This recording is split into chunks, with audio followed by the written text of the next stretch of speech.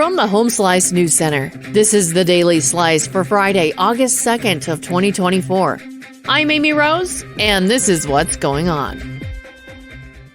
The South Dakota Highway Patrol has reported 2 more fatal motorcycle crashes over the past 24 hours, one in Pennington County and the other in Lawrence County. In the first crash, the patrol says the driver of a 1994 Harley-Davidson Cruiser was traveling eastbound on Old Hill City Road when he lost control and began sliding on the right side, then flipped and came to rest on the shoulder of the road. The driver was transported to a Rapid City hospital where he was pronounced deceased. He was not wearing a helmet. The name of the person involved has not been released pending notification of family members.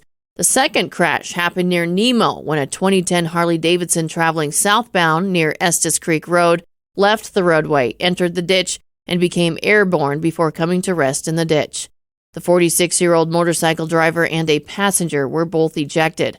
The passenger was life-flighted to a Rapid City hospital with serious non-life-threatening injuries.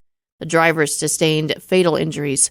Both riders were wearing helmets. The 2 accidents now bring this week's fatal motorcycle crashes in the Black Hills area to 4.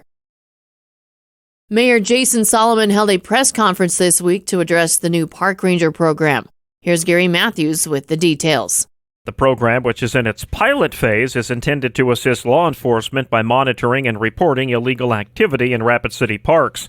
Park Ranger Supervisor Gerald Whelan will head the program along with 4 others. While only 4 rangers are in the program at the moment, Mayor Salamun intends to increase that number if the program goes well.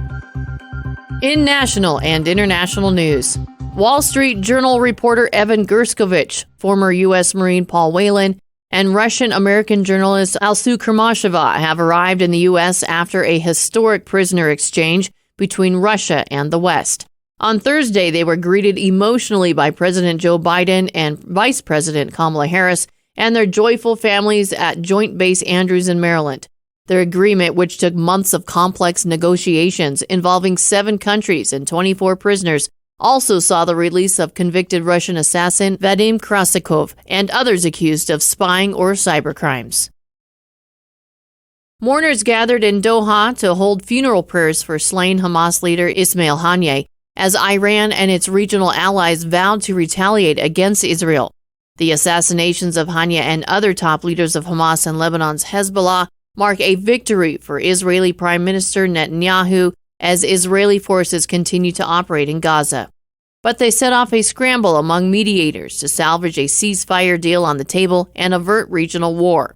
U.S. President Joe Biden late on Thursday urged Israel to move quickly on the ceasefire deal as demonstrators poured into the streets from Morocco to Iran in a show to support for Haniyeh. And Simone Biles edged Rebeca Andrade of Brazil during a tense all-around gymnastics final Thursday to become a 2-time Olympic champion. Biles' total of 59.131 was just ahead of Andrade at 57.932. That's one of the closest calls Biles has ever endured at a major international event. Still, the meet ended just like all the ones Biles has started and finished over the last 11 years, with hugs and gold on the way. American Sunisa Lee, the defending Olympic all-around champion, earned the bronze. And your weather forecast from the Home Slice Weather Center. Hot today around 101, 69 overnight. That was your Daily Slice for Friday, August 2nd of 2024. The Daily Slice is a production of Home Slice Media Group, hosted by Amy Rose with Gary Matthews. Executive producer Mark Houston. Engineered by Chris Jacquez. I'm Amy Rose. Have a great weekend.